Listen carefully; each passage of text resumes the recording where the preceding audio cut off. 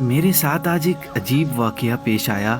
جب میں اپنی دکان پر تھا، میری دکان پر ایک شخص آیا۔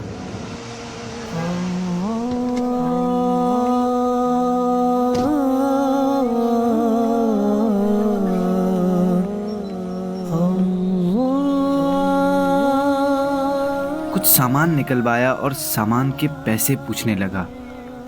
میں نے پیسے بتائے تو اس نے جیب سے پیسے نکالے اور گننے لگا۔ شاید اس کے پاس پیسے کم تھے۔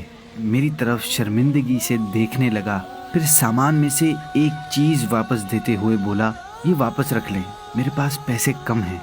میں نے کہا، ایسے کیسے کم ہیں؟ آپ اچھی طرح دیکھیں، دوسری جیب میں دیکھیں، شاید نکل آئیں۔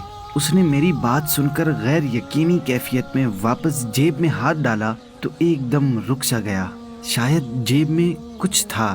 جب نکالا تو وہ 500 کا نوٹ تھا۔ فوراً مجھے دیا اور خوشی خوشی سامان لے کر چلا گیا۔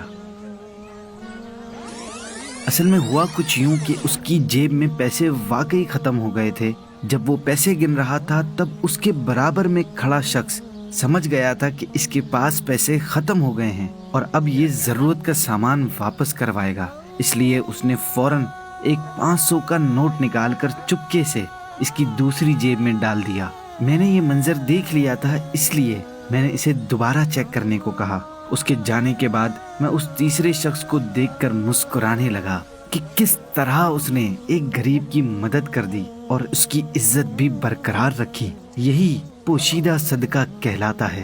حضرت سیدنا سالم بن جعد رحمت اللہ تعالی علیہ فرماتے ہیں، صدقہ برائی کے 70 دروازوں کو بند کر دیتا ہے اور پوشیدہ صدقہ اعلانیہ صدقے سے 70 گنا افضل ہے۔